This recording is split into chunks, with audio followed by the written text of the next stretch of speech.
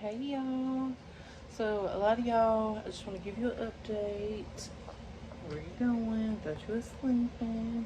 Just want to give y'all an update. Most of y'all heard me talk a little bit about it on live today. So well, over the past few weeks, I've spoke about his acid reflux, or what I assume is acid reflux. I'm not really sure. Don't really have answers yet. That's what we're working on.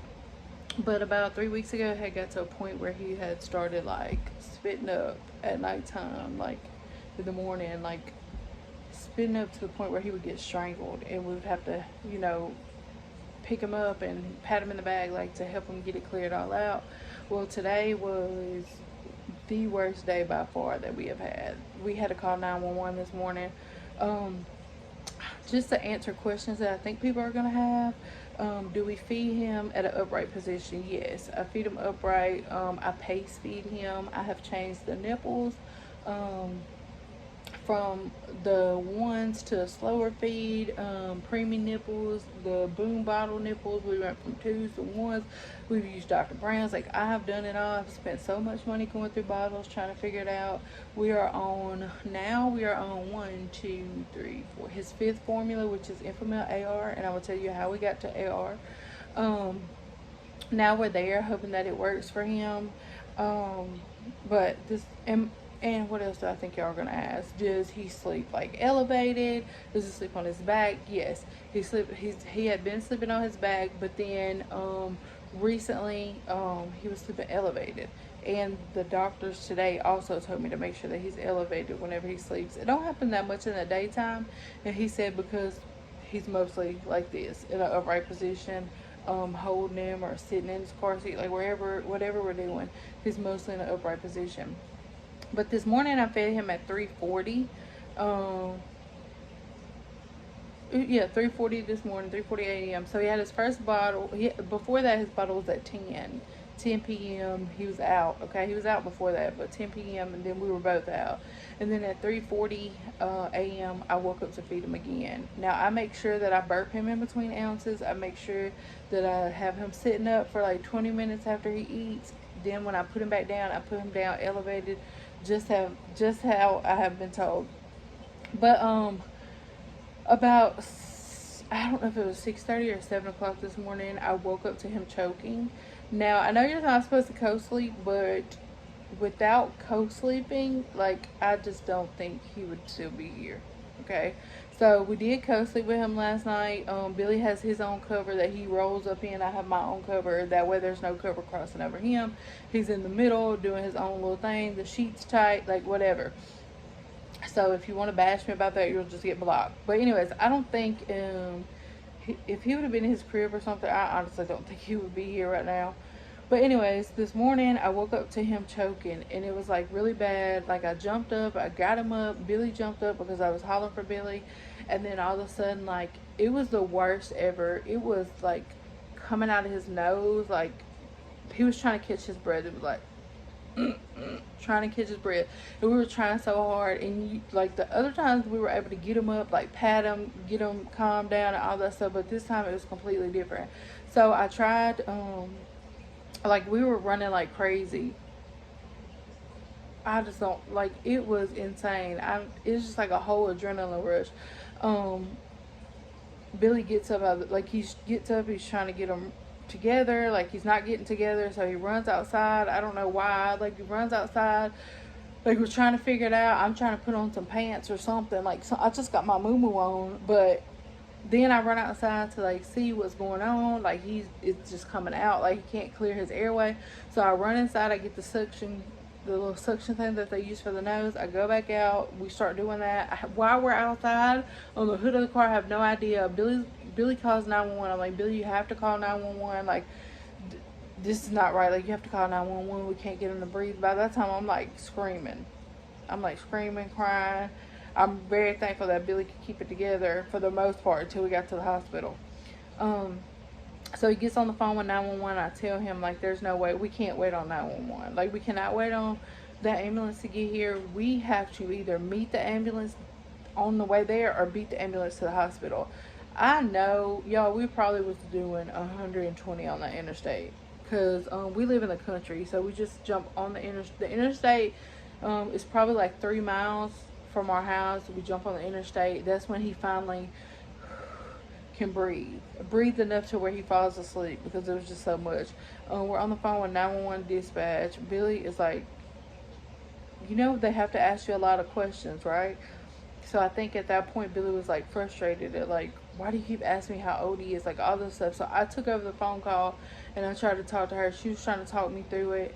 Shout out to her, if whoever, I don't even know her name, but shout out to her for helping us through that.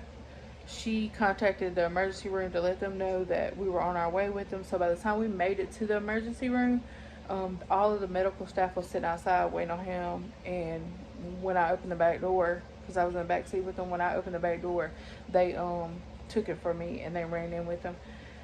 They all, at that point, like I'm telling you, like I was frantic. Like I left my phone. We left our front door wide open. I was up there, my moo-moo, titties hanging. Like I just didn't have no care in the world.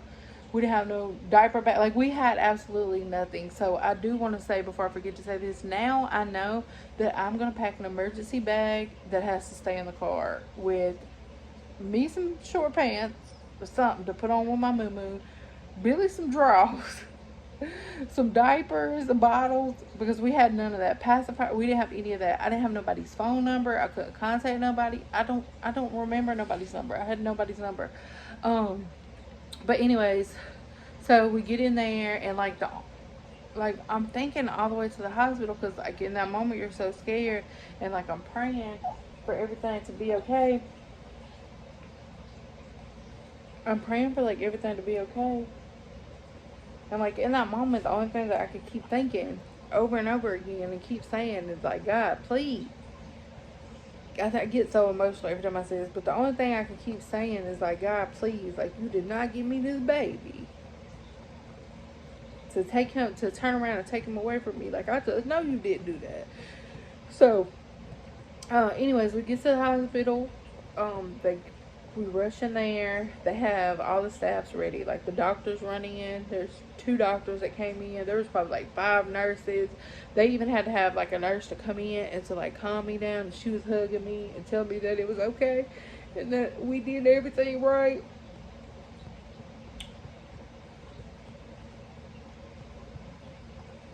Because you don't know what to do. You know what I'm saying? You don't know what to do in that moment. I feel like your mind is everywhere. And we just did whatever we thought. I don't even know how to explain it. But we get there, they put him on the like I said, he caught his breath and he was okay by the time we made it to the interstate. So we get there and they put him on like the oxygen monitor, and that's the first thing she says, like his oxygen is a 100, and that is amazing. And they kept telling me like, you did it, like calm down, y'all did everything, not in a bad way, but they were very nice and like hugging me and stuff.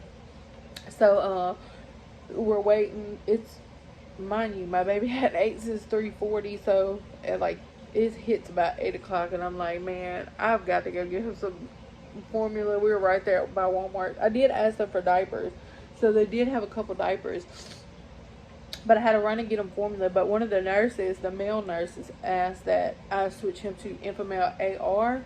So just so happened I had never seen that formula anywhere, like never since the time he was born. Just so happened when I went into Walmart half-ass naked, they had the Enfamil AR. They had about 5 cans. I got 1 can of that. I got him a jug of water because we didn't have none. I got him some bottles. And what else? I had to give me some tampons. Bitch didn't even run out the house. No tampons. Couldn't ask for a pad. I don't got no drawers to put the pad on. I'm just out here about to have blood run down my leg in a minute. His pacifier. Like, it was so hard to find this pacifier.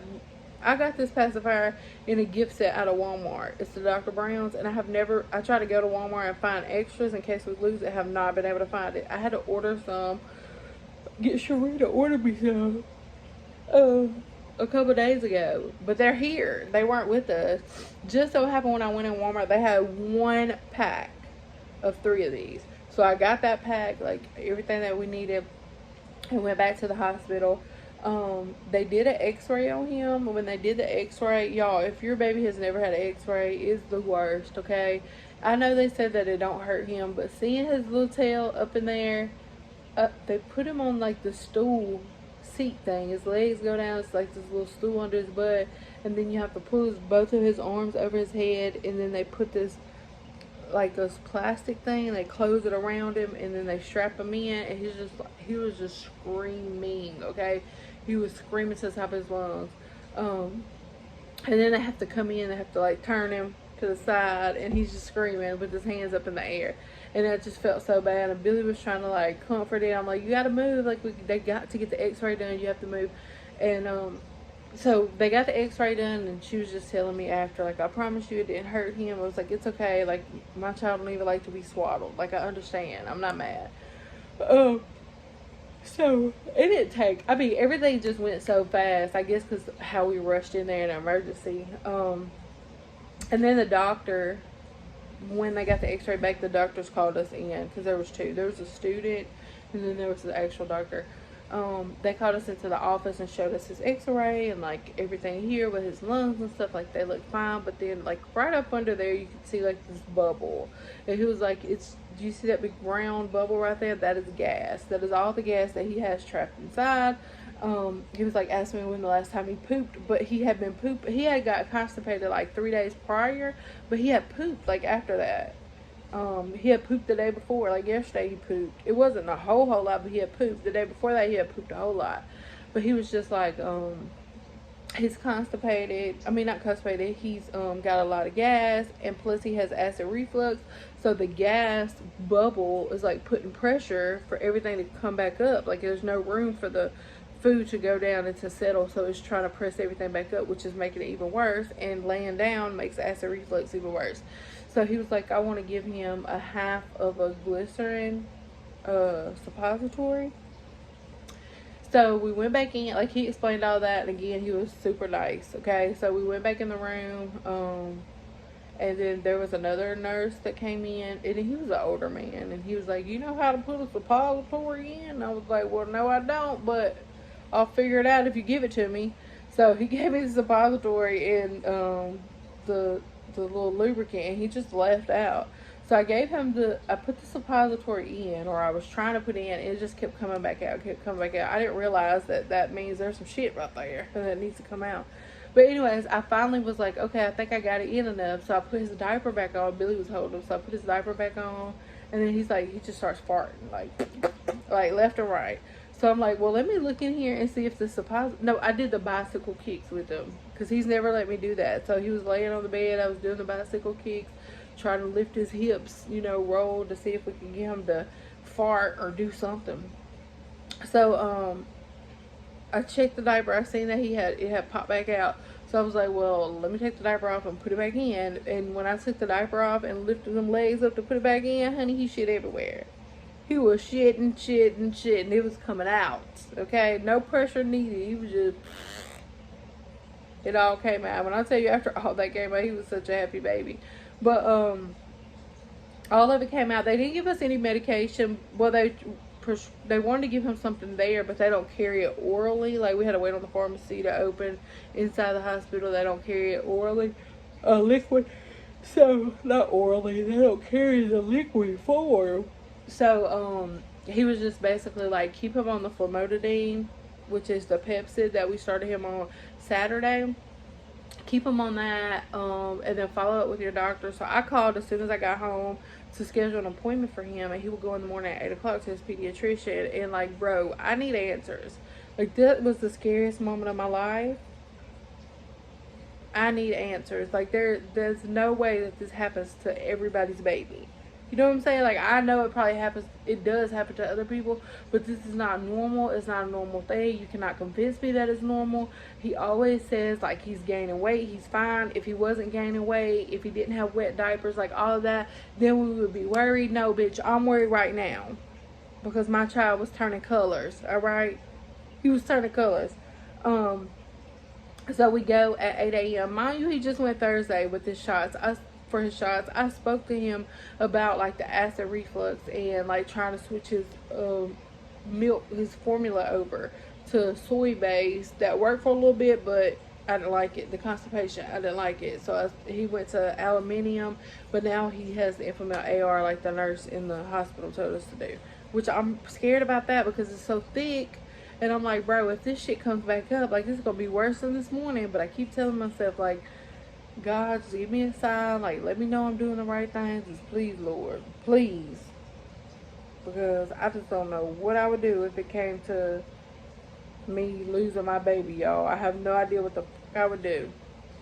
But anyways, and I'm down for, like, comments or anything, any kind of advice. I am going to ask them about, like, tongue-tied. I am going to ask him to check for food allergies, like test him for all type of allergies. I'm going to ask him for a swallow study. I'm going to ask him for, I don't know the name of it. It's in my notes, a question I'm going to ask him, pyloric, something, stenosis, something like that. I don't remember. But I'm going to ask him all of that tomorrow. And if, thank God for Kaylin, because she be on it with everybody.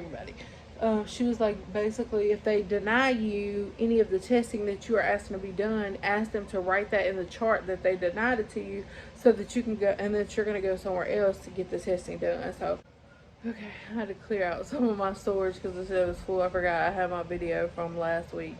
But if he does not do, like, tomorrow when I go in there, if he don't listen to me, bro, I'm going to tear that whole motherfucker up. Not really, but I'm telling you, I'm probably going to be a cussing mother, okay? They're going to have to tell me to leave or something. It's, because, listen to me, sir. Now, mind you, I reached out to him the weekend of Memorial Day. So, that was this past Monday, I think. I reached out to him that weekend. He was basically like, about the spitting up, he was basically like, oh, he's okay, like, as long as he has no fever, wet diaper, I don't remember what all it was, but he had, like, none of that was going on. He was like, oh, it doesn't really, I'm not really concerned about it, just keep an eye on it. Like, I see him Thursday. So when I went in Thursday, I did speak with him about he actually even spat up while we were sitting there. The doctor cleaned it up, but he was like, oh, that's just normal. Like, he's gained weight. If he wasn't gaining weight, I would be worried about it. And he is a foreign doctor. I don't want to say what type, because I don't fucking know. I forgot. I mean, I didn't forget. I don't know. I don't want to say the wrong whatever place. Okay, I don't want to say it. Because bitch almost got canceled for not knowing the difference between Japanese and Chinese or Korean or something. I don't fucking know. I don't know. I'm not racist. I just don't know.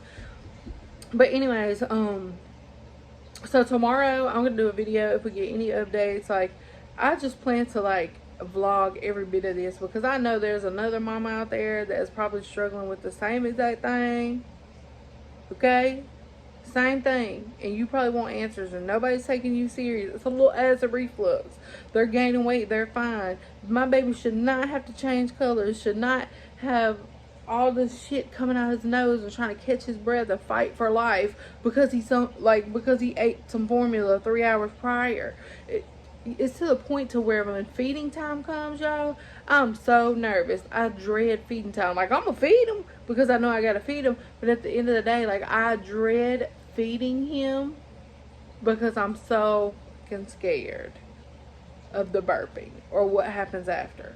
Okay, he's had 3 bottles of the AR so far since we've been home. It's 3/18. He's had like 3 bottles, like, in the hospital, and 2 bottles at home. So far he's been good, but like I said, it really happens at nighttime. Also, what else? I don't know what else. I don't know. My mind is everywhere, y'all. I didn't know if I was coming or going for I don't know how many hours today.